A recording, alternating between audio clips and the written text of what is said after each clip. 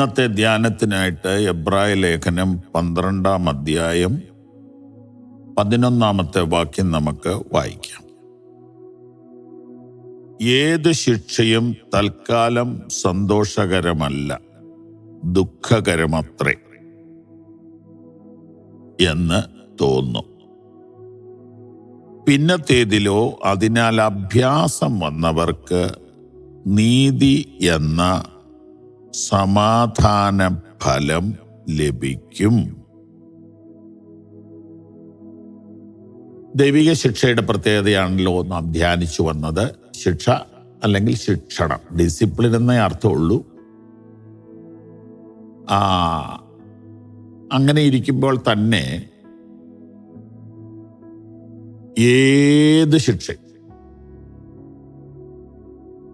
ജീവപര്യന്തം തടവിന് ശിക്ഷിക്കുന്ന കാര്യമോ തൂക്കിക്കൊല്ലുന്ന കാര്യമോ അല്ല നമ്മൾ സംസാരിക്കുന്നത്. നമ്മൾ ശാസന, ശിക്ഷണം, അച്ചടക്കം, ഡിസിപ്ലിൻ, ഇതൊക്കെയാണ് നമ്മുടെ വിഷയം കേട്ടല്ലോ. ഏത് ശിക്ഷണവും തൽക്കാലം ദുഃഖമാണ്, സന്തോഷമല്ല.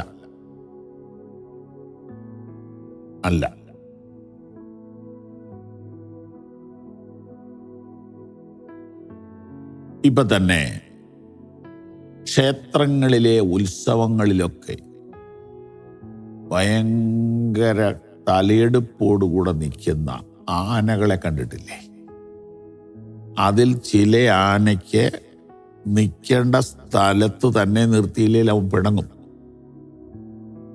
അവന് ശർക്കര ഉണ്ടയും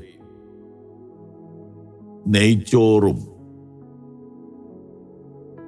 വലിയ പൂവമ്പഴം, വലിയ ഒരു വാഴക്കൊല മൊത്തം, ഇങ്ങനെ നമുക്കൊന്നും കിട്ടുന്നതിനേക്കാളൊക്കെ കൂടിയ ഭക്ഷണം ഇവർക്ക് കിട്ടും.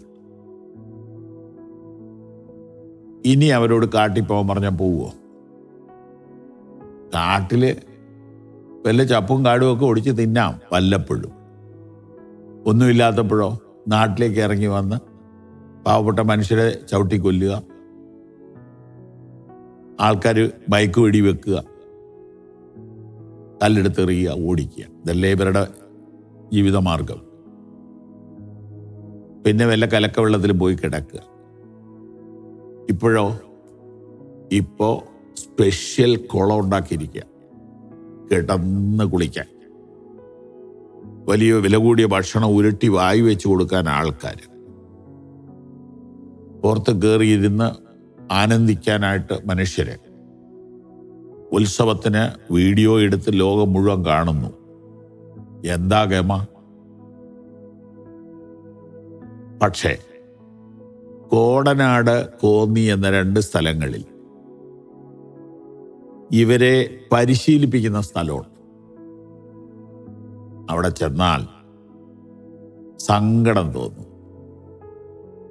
അനങ്ങാൻ മേലാത്തവണ്ണം തടി കൊണ്ട് കൂടുണ്ടാക്കിയിരിക്കുക. അതിൻ്റെ സാക്ഷാംഗി മാറ്റിയിട്ട് അകത്തോട്ട് കെട്ടിയിട്ട് പുറകിൽ നിന്ന് ലോക്ക് ചെയ്യും.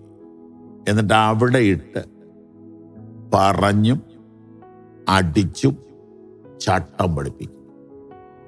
ഇടത്തെന്ന് പറഞ്ഞാൽ എന്താന്ന് പഠിപ്പിക്കണം, വലത്തെന്ന് പറഞ്ഞാൽ എന്താന്ന് പഠിപ്പിക്കണം, ഇരി എന്ന് പറഞ്ഞാൽ സിറ്റ് ഡൗൺ, ഇരിക്കാൻ പറഞ്ഞാൽ അത് മനസ്സിലാക്കണം, എഴുന്നേക്കാൻ പറഞ്ഞാൽ മനസ്സിലാക്കണം. ഉടമസ്ഥന് പാപ്പാനോ മോളിൽ കയറണമെങ്കിൽ അതിന് കൈ നീട്ടിക്കൊടുക്കണം, കാല് നീട്ടിക്കൊടുക്കണം, അത് ചവിട്ടി വേണം കയറാൻ. അതിനൊക്കെ ഓരോ ഭാഷകളുണ്ട്.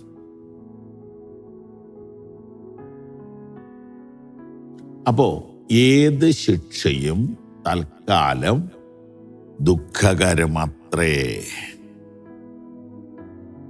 എന്നാൽ പിന്നത്തേതിലോ അതിനാൽ അഭ്യാസം വന്നവർക്ക് നീതി എന്ന സമാധാന ഫലം ലഭിക്കും.